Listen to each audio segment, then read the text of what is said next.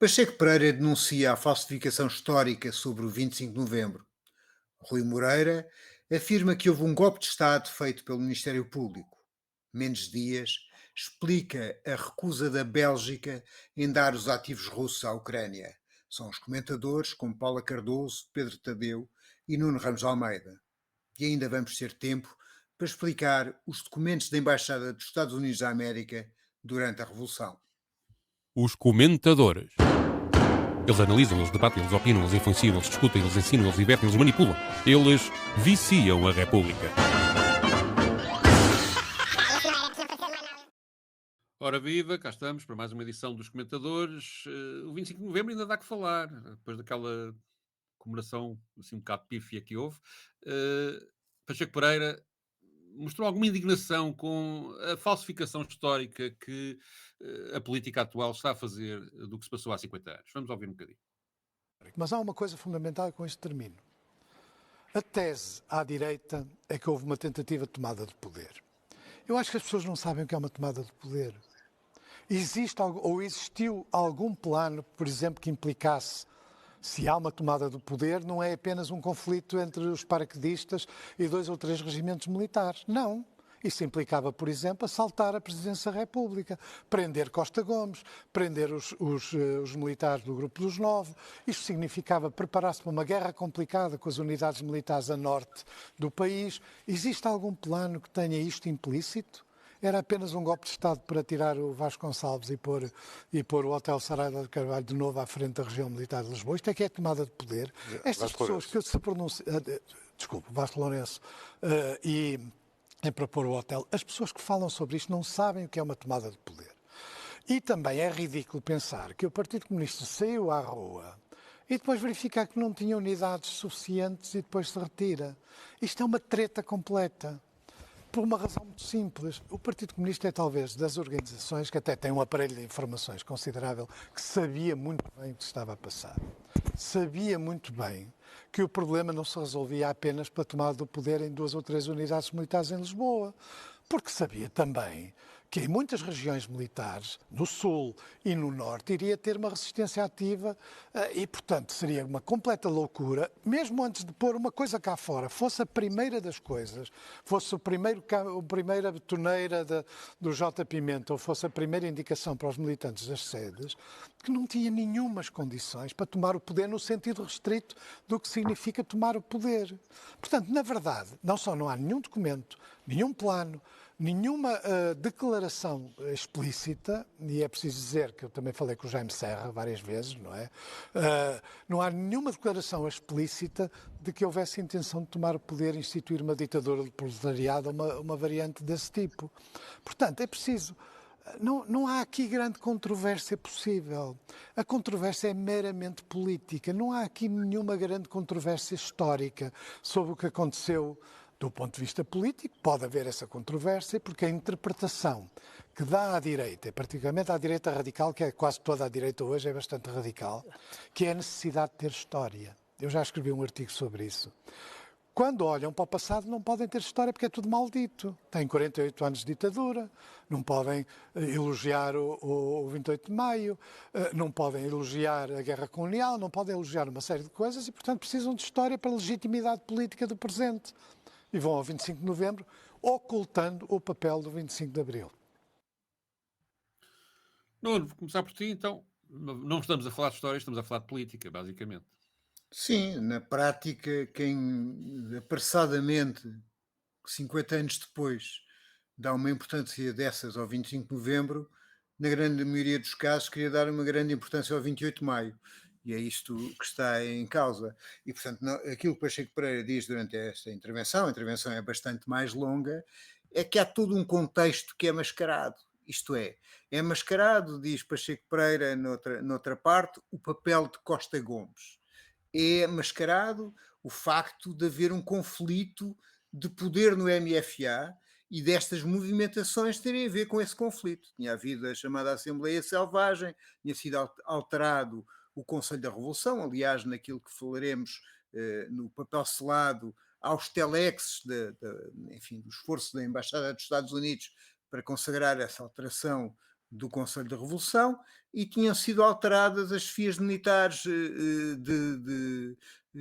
da região militar de Lisboa, do hotel para Vasco Lourenço, que tinha implicações várias sobre os paraquedistas, porque as pessoas esquecem-se de dizer que uma das razões principais que levou os paraquedistas a sublevarem-se é que o chefe de Estado-Maior da Força Aérea pretendia despedir milhares de paraquedistas que iam ficar sem empregos e sem capacidade de dar sustento às suas famílias, e a resolução que tinha sido adotada era a possibilidade deles servirem o COPCOM e a região militar de Lisboa.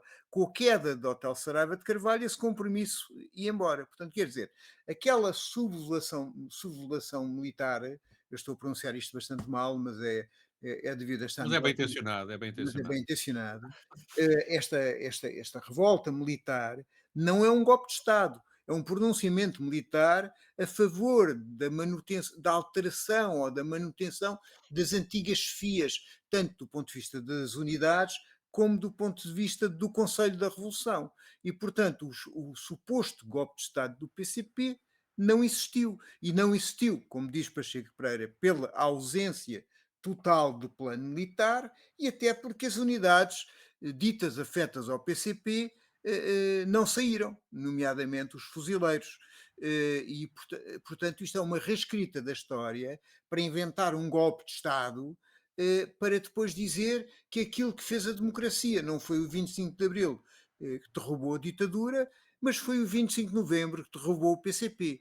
E, de caminho, qualquer dia nós estamos a dizer que quem combateu o fascismo foram os tipos que apoiaram o fascismo, que depois deram origem aos partidos de direita e de extrema-direita, e não foi o PCP que de facto lutou durante 48 anos contra o fascismo. Paulo, este assunto. Sublevar, já estou como não, sublevar. Já estou como o almirante em relação ao leninismo. Estou aqui com Paula, esta discussão do 25 de Novembro, tu já nasceste depois do 25 de Abril, não é? Isto, já isto para ti nasceu, tem alguma Já faz nasci tudo isso. no 25 de Abril. É Isto verdade, para ti 74. tem para uma geração que já viveu isto lendo, não é? Ou seja, não viveu, isto para ti tem relevância ou cheira tudo a bafio? Olha, Este tipo tem de zero discussão. relevância e acho interessante trazer essa questão geracional também, até porque eu não me recordo em momento nenhum na escola de ter ouvido falar deste acontecimento tão relevante, ao que tudo indica, para a história portuguesa. E estas discussões sobre a importância, não é? Sobre esta importância histórica do 25 de Novembro, acabam por revelar bem como a história pode ser e é uma versão de quem, em determinado momento político, dispõe de poder e influência para fazer passar uma certa narrativa dos acontecimentos. Os argumentos factuais que desmentem esta operação da direita de adulteração do significado do 25 de novembro estão amplamente expostos. Portanto, Pacheco Pereira, conforme referiu no seu comentário, também já escreveu sobre isso de uma forma bastante exaustiva no Público, que é um artigo que eu até tenho revisitado algumas vezes, mas esta defesa daquilo que foi o 25 de novembro, ou esta argumentação factual, é feita tanto à direita como à esquerda. Portanto, esta ideia de que não se reconhece que existiu um 25 de novembro não faz sentido. O que não se reconhece e não se pode reconhecer é esta importância que está aqui a querer-se imputar a uma data que não a tem. E a verdade é que, independentemente do debate que tem sido feito, é inegável, também voltando aqui à questão daquilo que se estuda e de uma memória coletiva, não existe uma memória coletiva em relação ao 25 de novembro. Da mesma forma que não há como negar que estamos perante uma tentativa de reescrever a história, em que de repente, afinal, o momento fundador da democracia portuguesa parece que não foi o 25 de Abril, embora seja este que há mais de 50 anos andamos a celebrar nas ruas. Com isto, eu entendo que obviamente não se deve apagar a perturbação que se seguiu à Revolução, com ameaças à democratização, com a perspectiva que existiu de uma guerra civil. Agora, o que o 25 de novembro fez foi reassumir, reafirmar e reforçar esse compromisso democrático. Não foi outra coisa. O 25 de Abril, importa sempre sublinhar, foi único, foi de facto esse o momento fundador da democracia, foi ele que garantiu a liberdade e é ele que deve ser festejado. talvez a obsessão desta direita em fazer de conta que foi diferente venha tão somente da incapacidade de conviver desde o primeiro dia com os valores de Abril, a começar pela descolonização, que continua a não ser aceite por uma grande, ou por uma expressão, por uma margem ruidosa e cada vez mais ruidosa da sociedade portuguesa. Eu acho que há aqui, não vou adiantar muito mais ao que já disseram, né, o que o Pacheco Pereira disse, mas há aqui dois aspectos que eu gostava de sublinhar, que é uma questão, digamos, há aqui uma tentativa da direita de encontrar um passado que não seja medonho, que não seja péssimo, digamos, há aqui uma tentativa até das pessoas que individualmente ainda estão vivas e se envolveram nos atentados bombistas, na destruição de sedes da esquerda, que procuram reabilitar-se, digamos, deixar um legado que de alguma forma os reabilite, e há também, digamos, esse tipo de pressão de pessoas que fizeram coisas muito discutíveis e até criminosas durante esse período, e este período não acaba com o 25 de novembro, estende-se por 76, 77 e 78, quer à direita, quer à esquerda, mas agora os protagonistas são à direita, uma tentativa de tentar deixar um legado que, de alguma forma, os salve moralmente para o futuro, talvez por serem católicos, a maior parte deles tenham medo de ir parar ao inferno, e, portanto, há aqui uma pressão que é humanamente compreensível, mas que de facto distorce a realidade histórica e que não pode ser aceito pela sociedade, independentemente daquilo que individualmente cada uma destas pessoas pensa. Depois, outro aspecto que me parece relevante, o que está aqui é, digamos, é uma peça do puzzle de montar ideologicamente uma sociedade que rejeite qualquer tipo de pensamento à esquerda. É isto que está em cima da mesa com esta reabilitação do 25 de novembro. A reabilitação dos valores mais tradicionalistas do ponto de vista moral, a reabilitação dos valores de competitividade em vez da solidariedade que o 25 de Abril representou, a aceitação do domínio completo da NATO e da União Europeia em todas as questões em que Portugal esteja envolvido internacionalmente. É isto que está em cima da mesa, é fazer com que este tipo de pensamento que ficou prevalecente a partir dos anos 80 até hoje na nossa sociedade não tenha qualquer hipótese de retorno e, digamos, ideias alternativas e diferentes possam, de alguma forma, ter legitimidade para o debate público e serem escorraçadas para os arquivos históricos. É isso que se pretende. E daí este debate não ser uma coisa só de memória, ser também uma coisa sobre o debate político presente. Muito bem, podemos mudar de assunto. Um dos temas da semana que voltou ao de cima foi escutas que envolveram o antigo Primeiro-Ministro António Costa, agora Presidente do Conselho Europeu, foram reveladas. Mostrou-se que houve uma atuação do Ministério Público que parece bastante discutível. Muitas personalidades pronunciaram sobre isto. Rui Moreira fala mesmo de um golpe de Estado feito pelo Ministério Público que levou à queda do governo de António Costa. Vamos ouvir. Eu fui uma das pessoas que, há 2 anos atrás, falei num golpe de Estado institucional, que foi aquilo que sucedeu. Não vale a pena nós equivocarmos. E agora, 2 anos depois, ficamos com a certeza, e cada dia que passa ficamos com mais certezas sobre isso. O que é que me preocupa verdadeiramente? Quando nós olhamos aquilo que é o Estado de Direito, nós acreditamos e devemos acreditar na separação de poderes. Era completamente inadequado, inaceitável, que houvesse por parte do poder político uma intervenção direta na aplicação da justiça. Não é na justiça, mas na aplicação da justiça. Pode determinar as leis, mas não deve aplicar as leis. Essas devem competir naturalmente ao edifício judicial. E esta reserva tem sido uma reserva que tem sido uma das garantias do nosso Estado de Direito, como de outros. Se assim não for, e é por isso que eu não sou subscritor do Manifesto 50, porque me pareceu que havia uma tentativa de alguma maneira, politizar a aplicação da justiça. Eu acho que isso é um péssimo caminho. Agora, sendo assim, é perfeitamente razoável também que nós questionemos se neste momento não está a acontecer o contrário. Ou seja, se nós não temos sintomas variados de que é o sistema judicial que está a invadir aquilo que é o terreno da justiça, violando essa separação de poderes. E essa matéria é uma matéria que tem que ser olhada com muito cuidado e com muita atenção. E se o problema está no Ministério Público, eu continuo a perguntar-me porque é que, vamos ver, com todo o respeito, os procuradores não são juízes. são uma coisa diferente, são acusadores públicos, se assim quiser. E tem que haver uma hierarquia no Ministério Público. Eu, quando vejo hoje o senhor Procurador-Geral da República ficar em silêncio, fico com a sensação que das duas uma, ou ele está a tentar apurar o que é que se passou, ou ele não tem nenhum instrumento hierárquico para atuar sobre quem eventualmente prevaricou. Ora, a prevaricação não é exclusiva dos políticos. O princípio da prevaricação foi exatamente criada para os agentes, também para os agentes judiciais. Depois acresce que no meio disto tudo há uma enorme cobardia por parte dos agentes políticos, porque naturalmente têm medo do bumerangue que muitas vezes sobre ele se tem aplicado.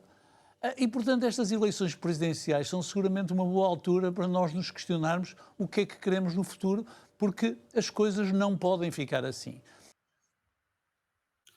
Ora bem, Paula, estás de acordo com esta ideia de que houve um golpe de Estado feito pela Justiça? Sim, eu aliás tenho vindo a defender isso mesmo, portanto, desde o primeiro momento que eu subscrevo essa leitura. O governo de maioria absoluta do PS caiu a partir da atuação do Ministério Público, algo que eu vejo como um golpe institucional. Não entendo que tenha sido um lapso inadvertido, parece-me que o parágrafo foi estrategicamente plantado num infame comunicado que conduziu a admissão de António Costa, que, importa lembrar, não implicava a queda do Executivo, essa foi uma consequência de uma escolha do Presidente da República. E é igualmente relevante para mim enquadrar a Operação Influencer, por isso é que eu também falo em golpes institucionais, porque esta operação surge num contínuo de ataques a direitos fundamentais que contribuem para o enfraquecimento da nossa democracia. Portanto, já estamos aqui, ou já tivemos aqui a oportunidade de comentar uma análise que foi publicada pelo jornalista brasileiro João Gabriel de Lima, que ele acompanhou, enfim, toda a questão do governo de Bolsonaro, a queda da Dilma, enfim, o Brasil tem aqui ampla experiência para falar sobre estes atropelos que têm surgido por parte da justiça, aquela que é a democracia. E embora essa análise do João Gabriel de Lima tenha estado focada nas mordaças à comunicação social, ela também assinala que o caminho para o estabelecimento das autocracias já se faz menos pela via de golpes de Estado e invasões externas e mais a partir do exercício do poder com a degradação que é intencional das instituições, que continuam a funcionar, mas com muitos grilhões, com muitas orientações. Há aqui, efetivamente, uma erosão democrática a nível global e Portugal não escapa a este fenómeno, em que a separação de poderes, do meu ponto de vista, corre o risco de se esbater ao ponto de deixar de existir. As escutas abusivas, as quebras do segredo de justiça, o aparato de buscas em vésperas de eleições, todo este ambiente contribui para a descredibilização do Poder Judicial. E não nos esqueçamos do acórdão da relação que arrasou a Operação Influencer, a partir da apreciação das medidas de coação que foram aplicadas aos arguidos. A relação chegou nessa altura a falar mesmo em especulações a partir de conversas telefónicas, em expressões vagas, em inaptidão, falou-se na falta de objetividade. Portanto, tudo isto reforça, do meu ponto de vista, esta percepção de que não há matéria jurídica relevante para sustentar este caso e que, pelo contrário, ele está contaminado de interesses políticos. Nuno, é a Justiça que não está a respeitar a separação de poderes, como diz Rui Moreira? Eu acho que há um resultado político da intervenção da Justiça. Tem que se perceber se esse resultado político é propositado ou se é um resultado político fruto de coincidências. O diabo é que as coincidências são muitas. Vários dos tempos da Justiça coincidem com os tempos das campanhas e os tempos eleitorais e têm efeito na manutenção dos governos. E depois é o seu funcionamento que é um bocado duvidoso. Quer dizer, eu fico sem perceber porque é que subsistem a existência em processo de 50 escutas que têm o Primeiro-Ministro, sendo algumas tão importantes para o caso, como um comentário do Primeiro-Ministro António Costa ao Ministro do Ambiente, Matos Fernandes, a perguntar-lhe se ele estava com ar triste, se era por causa da derrota do Chelsea ou era por causa dos seus amores. Eu não consigo entender como é que isso ainda está no processo. A justificação que está no processo é um articulado do Código de Processo Penal dizendo que a defesa pode querer usar essas escutas para a sua defesa a posteriori e por isso não são destruídas. Supostamente, esta necessidade ou esta alteração ou esta prática vem do tempo de Armando Vara, que Armando Vara contestou a destruição de escutas, dizendo que nessas escutas estaria aquilo que o inocentava. Agora, parece-me que escutas sobre questões políticas, como o Primeiro-Ministro dizer também a Matos Fernandes que o Galamba era completamente louco, ou outras coisas, não deviam lá estar e não podiam lá estar.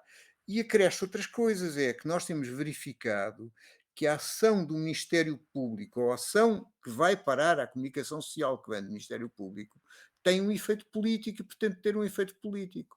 E por isso é necessário perceber se, da mesma maneira que o poder não deve condicionar a independência do Poder Judicial, não é suposto que o Poder Judicial tenha, sobretudo, uma influência política, mas tenha uma influência jurídica de condenar aquilo que é culpado e inocentar aquilo que é inocente.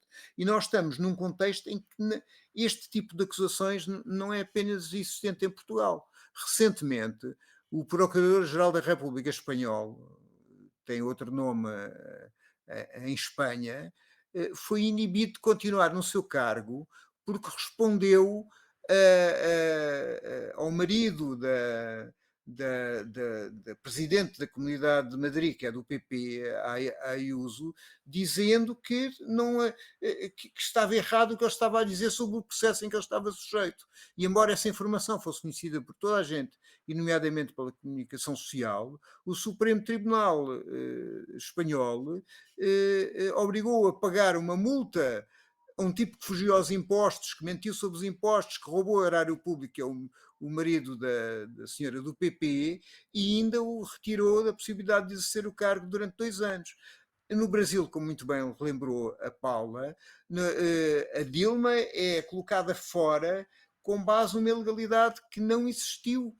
E o presidente Lula, na altura já não era presidente, é culpado em processos através da atuação de um juiz que fez acordo isto é, que andou a trabalhar com a acusação, violou várias das regras e depois veio a verificar-se que os processos que ele estava a fazer contra o poder político eram politizados e eram nulos. Nós temos na Alemanha no Reino Unido, não agora contra políticos, mas temos a justiça a prender manifestantes por motivos políticos. Aqueles que se manifestam contra Israel são perseguidos, pancados nas ruas e presos. Há, nomeadamente, um conjunto de avózinhas de 80 anos são presas por contestarem a dissolução de uma organização pró-Palestina existente no Reino Unido. Portanto, aqui as fronteiras entre aquilo que é político e aquilo que é jurídico não são só se estão a esbater, como se verifica na prática a justiça ser usada como poder de repressão dos poderosos contra os fracos. A situação parece-me bastante delicada e, portanto, porque vivemos precisamente num tempo político muito, muito complexo, onde a utilização pela extrema-direita dos ataques à justiça é instrumental para ela crescer. Portanto, receio muito que, vendo a classe política que tem razão no essencial do que diz sobre a forma como a atuação, nomeadamente do Ministério Público em Portugal, afeta a normalidade do funcionamento democrático. Mas cada vez que há divulgação de escutas, cada vez que o assunto vem à baila, haver um coro de pessoas a dizer é preciso reformar a justiça, é preciso alterar as coisas, etc., parece nitidamente, à maior parte dos cidadãos, que a classe política se está a proteger e que está a atacar a justiça, que anda à procura dos corruptos e não consegue condená-los. E, portanto, independentemente das razões que assistem qualquer decisão política nesta área, tem que levar esta realidade em conta. Porque senão qualquer medida que venha a ser tomada arrisca-se a dar mais força a quem provavelmente consegue, de alguma forma, ter influência na própria justiça hoje em dia para ela se comportar da forma como se comporta. E, portanto, acabará por beneficiar o infrator, digo eu. Parece-me que, de qualquer maneira, algo que se pode fazer e que não compreendo porque é que a classe política não atua, porque digamos, há aqui um problema que é recorrente e que é conhecidíssimo desde o tempo do processo Casa Pia, que já foi há 20 anos ou qualquer coisa deste género, que é a utilização do segredo de justiça como arma de liquidação da reputação das pessoas e, mesmo sem elas depois virem a ser condenadas em tribunal, e a utilização abusiva de escutas. E, portanto, eu penso que a legislação, que em vez de grandes reformas da justiça, em vez de grandes, digamos, de grandes pactos de regime sobre o assunto, de, como diz o Marcos Mendes, fazer um conceito de Estado sobre o tema, que devem sair de lá conclusões lindas, porque os conceitos de Estado, habitualmente,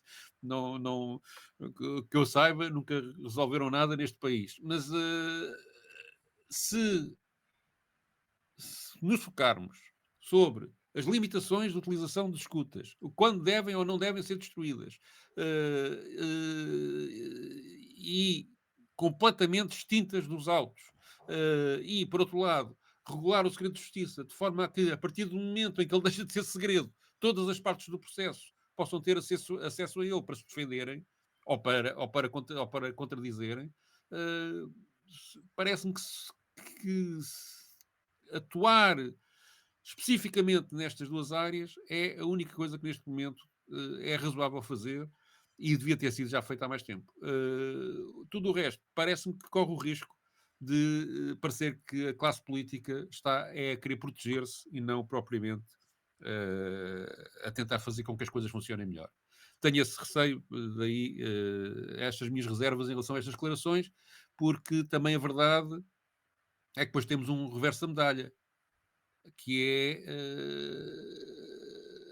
as pessoas olham e veem que grande parte dos processos que levaram à escrita de quilómetros e quilómetros de texto e a declarações de horas e horas de comentário nas televisões chegam ao fim, ou não chegam ao fim, ou prescrevem, ou seja, dá uma ideia de que os poderosos acabam sempre por se safar. E isto tudo misturado, é de facto uma arma que a extrema-direita pode usar a seu favor. Posso fazer-me duas coisas. Assim, eu Com estou de certeza. acordo com os teus cuidados, apenas tenho uma nota de nomenclatura e uma nota de abrangência. A nota de nomenclatura é que, não, do meu ponto de vista, não existe classe política. É uma formação Muito bem, jornalística, muito não bem, fazem muito bem. parte da estrutura de classe. E a nota de abrangência é que o bastonário da Ordem dos Advogados vem falar de 300 mil escutas. Ora, 300 mil escutas Sim, está longe de sei. abranger e de Claro. apenas importunar as pessoas que têm cargos políticos. Parece que toda a população em geral pode ser escutada com muito pouca coisa que a leva a ser escutada. Há uma facilidade imensa em utilizar meios, enfim, atentatórios da privacidade dos cidadãos como forma de constituir processos. E depois não são, como nós vemos por alguns casos e da política, não é uma escuta direcionada para uma investigação, porque há pessoas que estão a ser escutadas durante 4 anos.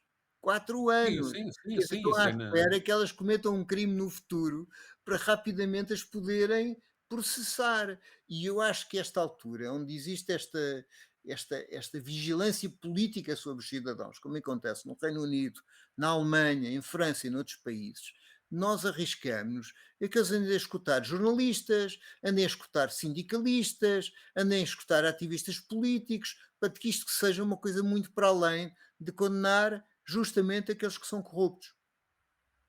Já sim, agora, o sim, Ministério Público, não é? O que lhe ocorreu fazer na sequência deste caso mais recente das escutas de António Costa, que foram publicadas na sábado, é abrir uma apresentar uma queixa-crime contra a revista. Portanto, é isto, não é? Em vez de existir esse tal exercício de olharmos para dentro das instituições e perceber essas tais mudanças que têm de ser implementadas, é mais fácil olhar para fora e dizer que o problema final foi a publicação pela revista Sábado das tais escutas. E outra questão é o Conselho Superior do Ministério Público, aparentemente não funciona, porque, digamos, há toda uma série o Conselho Superior do Ministério Público é a entidade que, em princípio, deveria fiscalizar a própria atuação do Ministério Público, portanto, é constituído por membros, por magistrados, portanto, não tem interferência política, e que procuraria evitar abusos. Mas, de facto, quando vemos pessoas escutadas 4 anos, sem que, durante esses 4 anos, se apure nenhum ato criminal, ou quando vemos 300 mil escutas contabilizadas para um único crime, parece-me de facto que há aqui um exagero e o Conselho do Ministério Público não atua. Portanto, e isso coloca também o problema da autorregulação dos magistrados, que se estão a empurrar paulatinamente para que venha um dia uma regulação de fora. E isso é um suicídio para a própria classe. E, portanto, tudo isto preocupa muito, como a vocês. Acho um assunto extremamente delicado. E acho que a classe política tem razão em sentir-se um bocado tolhida em atuar, porque é um assunto explosivo e que pode de facto dar cabo do sistema democrático. Mas também não podemos continuar a permitir, como o Nuno diz, que qualquer cidadão, só porque sim, é escutado, sem mais nem menos. Não, é evidente que alguma coisa tem que ser feita. Mas a prudência parece-me é a melhor conselheira. Bom, estamos então já a demorar um bocadinho sobre este assunto, vamos passar a outro. Conforme certamente muitos das pessoas que nos ouvem e nos veem sabem que anda-se a negociar um processo de paz para a Ucrânia e que a União Europeia tem uma ideia que é a de que a reconstrução da Ucrânia seja, se vier a haver um acordo, e o próprio rearmamento da Ucrânia, caso a guerra continue e seja preciso reforçar ainda mais o armamento do país, que todo o dinheiro que seja preciso venha a partir de ativos russos que estão congelados, a maior parte deles na Bélgica. Menos dias explica porque é que a Bélgica está a resistir à pressão do resto da União Europeia, ou de boa parte do resto da União Europeia, para que esses ativos russos sejam entregues. Eu nem diria bem que é a Ucrânia, é a quem vai fazer negócio para ajudar a Ucrânia. Mas, enfim, isso é outra vertente, já vamos comentar a seguir. Vamos ouvir o que Menos Dias tem a dizer sobre isto.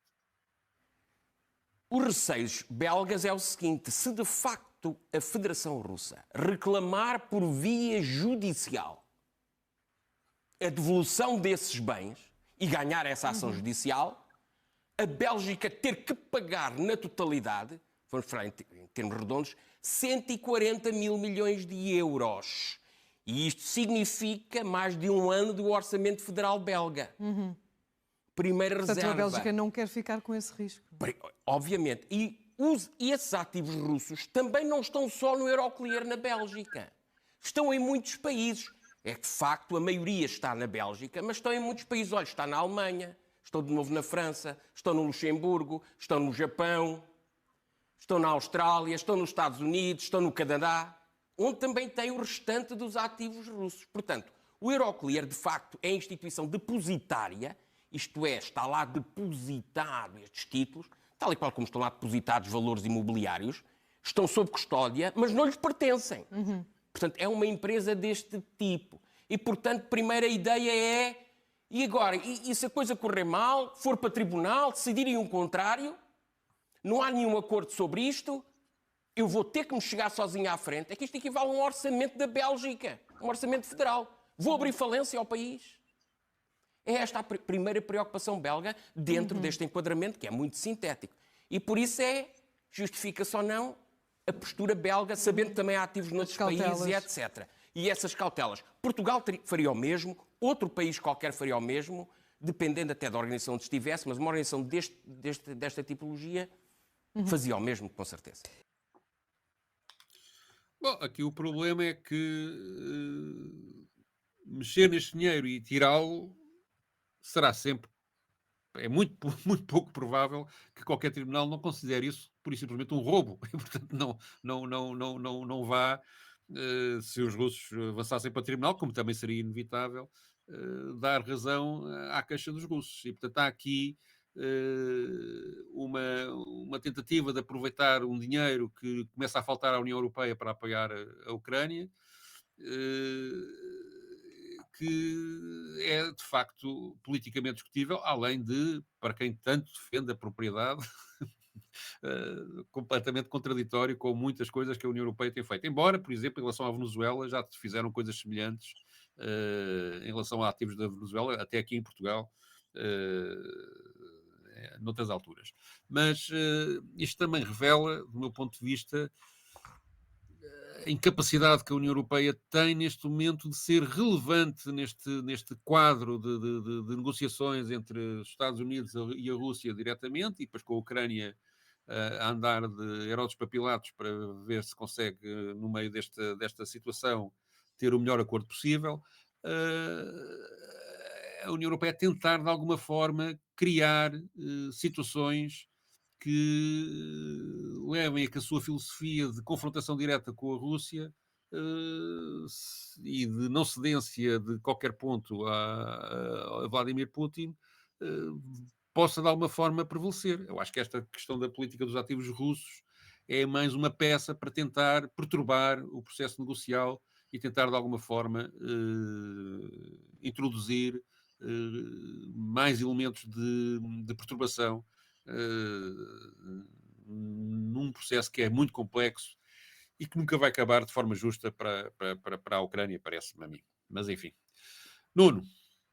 Então, eu dizer o seguinte, a União Europeia até agora está apostada numa guerra onde os mortos são ucranianos, mas até agora apoiava a Ucrânia com dinheiro. Agora pretende apoiar a Ucrânia com dinheiro da Rússia, o que é substancialmente complicado, porque a União Europeia pode fazer sanções à Rússia, porque são sanções que ela faz sobre decisões que são dela. Agora, é mais difícil, do ponto de vista do direito internacional e do ponto de vista das leis, roubar o dinheiro a um país a quem não declarou guerra. Não é? Quer dizer, isto é, o tirar os ativos russos e entregá-los à Ucrânia viola um conjunto de decisões.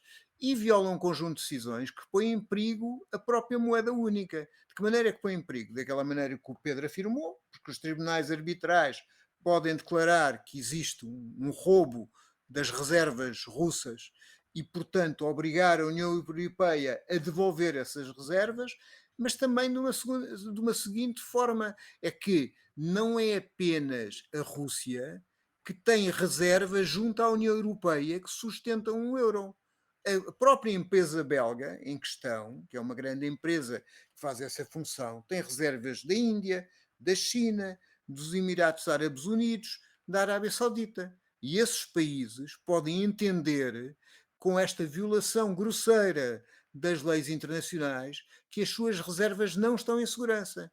E ao retirarem as reservas da União Europeia que sustentam o euro, arrisca esse movimento a derrubar a existência do euro, a desvalorizar fortissimamente o euro. Portanto, quer dizer, este tipo de política da maioria da União Europeia é uma política que só sem lógica, se for para conduzir a um ascenso tal da tensão, que o resultado disso é a entrada a curto prazo da União Europeia em guerra com a Rússia. E uma guerra da União Europeia com a Rússia contra uma potência atómica e havendo também potências atómicas na União Europeia, é uma guerra que põe não só o problema da economia do planeta, mas a própria sobrevivência do planeta, porque a escalada nuclear pode estar num prazo muito curto. Paula, achas isto viável, esta questão de aproveitar os ativos russos para pagar a Ucrânia? Não. Portanto, utilizando a palavra, né, que deve ser utilizada, será um roubo se isso acontecer. Mas este é mais um exemplo da hipocrisia que nos desgoverna e da deriva da Europa, que gosta muito de apregoar aqui os seus valores e princípios em defesa da paz e da segurança, mas apenas quando se trata de restringir direitos de grupos mais vulneráveis, porque está repetidamente a descartá-los sempre que interesses económicos dos mais poderosos estejam em risco. E as contradições entre aquilo que se diz e o que se faz são gritantes e estão à vista. Há uma notícia da agência Reuters, que é de outubro, portanto já tem algum tempo, embora não assim tanto, em que se demonstra que apesar destas sanções à Rússia, desta condenação, vários países da União Europeia registram um aumento nas importações de energia russa em 2025. Países esses, onde se inclui a França, ao mesmo tempo muitíssimo empenhada nas sanções à Rússia, mas do outro lado em negociar armamento para reforçar a capacidade militar da Ucrânia. Portanto, essa mesma notícia refere que, inclusivamente, Portugal teve nos primeiros meses do ano um aumento na ordem dos 167% de compras de energia à Rússia. E perante estes dados, a mesma notícia referia que a Comissão Europeia recusou-se a comentar. Portanto, são estes múltiplos pesos e medidas que continuam a estar aqui nestas que são as práticas da Europa, e em concreto sobre este caso dos ativos russos que estão na Bélgica. Nós estamos a falar dos fundos do Banco Central da Rússia, depositados nesta instituição, nesta Euroclear, que já veio referir o impacto negativo de uma operação desta natureza. Portanto, a diretora-geral da Euroclear, em entrevista ao Le Monde, admitiu que ficou chocada com esta proposta de utilização dos ativos russos para reconstruir a Ucrânia, ou então para reparações, não é? Porque, de repente, as reparações deixaram de ser um problema, já não são um palavrão e já podem ser utilizadas em relação à Ucrânia. E eu pergunto onde é que está a defesa aguerrida da estabilidade do sistema financeiro agora? Onde é que está a defesa do direito internacional enquanto salvaguarda da soberania dos bens pertencentes a um Estado? Portanto, nada disto, pelos vistos, importa, porque há interesses económicos superiores que acabam por se sobrepor. E eu termino aqui com um excerto dessa entrevista a esta diretora-geral, que se chama Valérie Urbain, não sei se estou a dizer bem o nome, mas que ela diz que se reúne com muitos clientes e representantes governamentais e que esta questão de confiscar os ativos russos causa uma séria preocupação. Os colegas chineses e árabes, não é? Porque isto não é apenas o mundo não acaba na Europa, dizem exatamente o mesmo, que estão a acompanhar a situação de perto, e a instituição, portanto, o que está a dizer a estes clientes é que até agora estão a fazer todos os possíveis para, de facto, não minar esta confiança e que isso tem sido apreciado. Mas se essa confiança for abalada, e depois também indo ao encontro daquilo que o Nuno estava a dizer, as consequências não tardarão a chegar. Portanto, os investidores globais vão reduzir os investimentos na zona euro e isto vai afetar diretamente a capacidade da Europa a todos os níveis e vai nos afetar a nós muito em particular. Muito bem, vamos então ao nosso papel selado.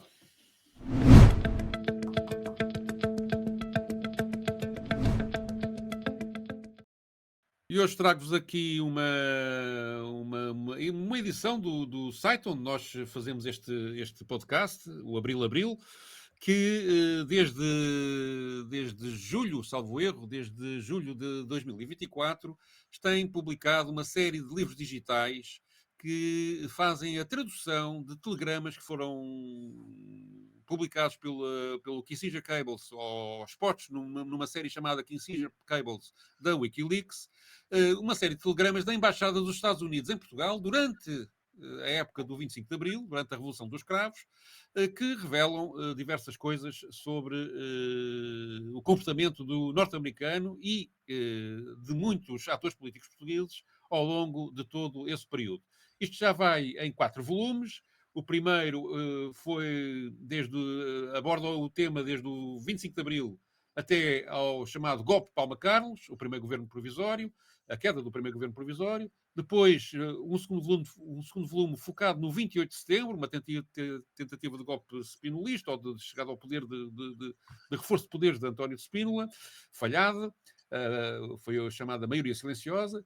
A chegada do embaixador norte-americano a Portugal, que foi determinante para o processo contra-revolucionário, a chegada de Fernando Carlucci, motivou o terceiro volume, e agora saiu um dedicado ao 25 de novembro, a contra-revolução de novembro. É muito fácil, basta ir ao site, ao endereço do Abril, onde isto está, carregar em descarregar, e cá está o livro. Pode-se ver a contra-revolução de novembro.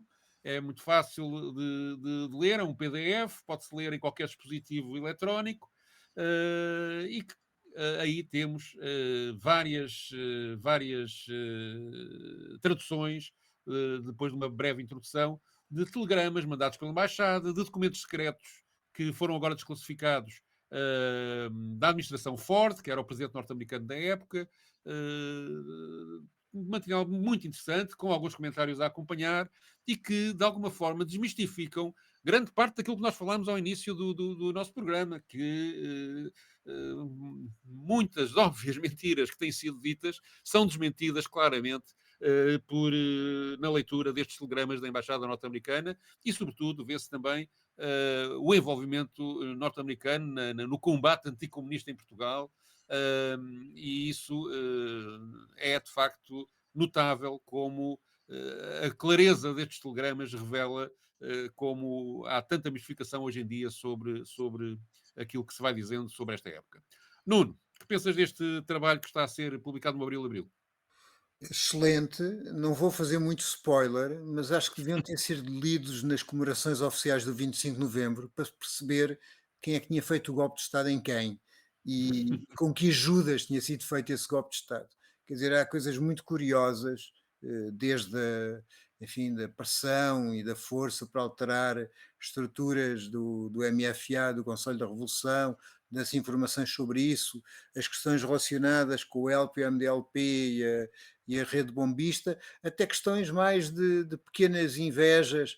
É muito interessante, por exemplo, um conjunto de telexes a tentar impedir que os senadores e os congressistas dos Estados Unidos de visita a Portugal falassem com Álvaro Cunhal, porque isso iria indispor Mário Soares a esse respeito, e há até reações de Mário Soares a dizer que falarem que o caso do senador McGovern, conhecido, aliás, por um relatório que faz, que altera as regras do Partido Democrata, falasse com Álvaro Cunhal, que tinha manifestado a vontade nesse sentido, era como alguém durante a Guerra da Coreia falar com um governante da Coreia do Norte. Portanto, é bastante interessante. Paulo, tinhas ideia deste papel da Embaixada Norte-Americana no período revolucionário? Não tinha ideia deste papel com estes pormenores, digamos assim, mas a partir do momento em que se começa a acompanhar a política internacional, e eu comecei a fazê-lo a partir, sobretudo, do jornalismo, embora me tenha formado em relações internacionais, não foi propriamente uma formação que fosse muito edificante a esse nível, porque foi no ISCSP e tinha alguns professores que, mesmo em disciplinas, em cadeiras como Política Externa Portuguesa, faziam apologia dos Estados Unidos, da política externa norte-americana e de como tem sido benéfica para a humanidade. A partir, enfim, do jornalismo, do acompanhamento da política internacional, torna-se evidente o papel destrutivo da política externa norte-americana em muitos contextos e desta perseguição que foi sendo feita, nomeadamente em países africanos, a todas as forças que tinham esse alinhamento comunista ou que eram assumidamente comunistas. Portugal, portanto, sem surpresa nenhuma, acabou por também ser um dos territórios onde os Estados Unidos atuaram dessa forma. Acho é que este trabalho deveria ser enviado para as bancadas parlamentares de PSD, CDS, Chega, IL, com rosas, portanto, com rosas a acompanhar. Acho que seria um presente interessante para o Natal. Rosas brancas. Eu, antes de irmos embora, vou ler aqui um telegrama, não é um telegrama, perdão, um memorando do assistente do presidente dos Estados Unidos para a Segurança Social, antes fosse para a Segurança Social, para a Segurança Nacional, portanto, um memorando enviado ao presidente Ford, que diz o seguinte: proposta de ação secreta para Portugal. Isto é de outubro, não tem data, mas pressupõe-se que é de outubro de 75. Em agosto, o Comitê 40 recomendou e o senhor aprovou um programa de ação secreta em Portugal no valor de... Os valores em dólares ainda são secretos, não foram desclassificados. Destinado a apoiar moderados e resistir às tentativas comunistas e de outros radicais de impor um regime totalitário. Alguns progressos foram feitos para atingir o nosso objetivo. Apenas uma pequena parte do total aprovado pelo senhor Presidente, foi gasta, mas o embaixador Carlucci, com a concordância da CIA, propõe alguma reprogramação e novos recursos.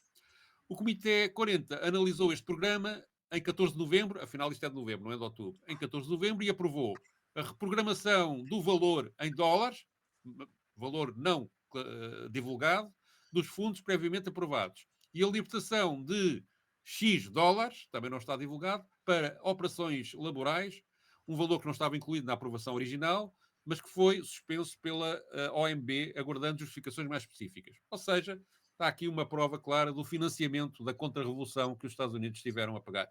Isto é apenas um dos muitos telegramas. Já reparaste que já usavam os mesmos truques que agora o Orçamento de Estado português, das cativações, Quer dizer, eles propunham tanto, mas incativavam tanto. Não é? Já havia aí um truque orçamental. E vá lá, não foram aos ativos russos da época. Sim. Bom, vamos encerrar por aqui o nosso programa. Voltamos para a semana. Passem bem. Os comentadores. Eles analisam, eles debatem, eles opinam, eles influenciam, eles discutem, eles ensinam, eles divertem, eles manipulam. Eles viciam a República.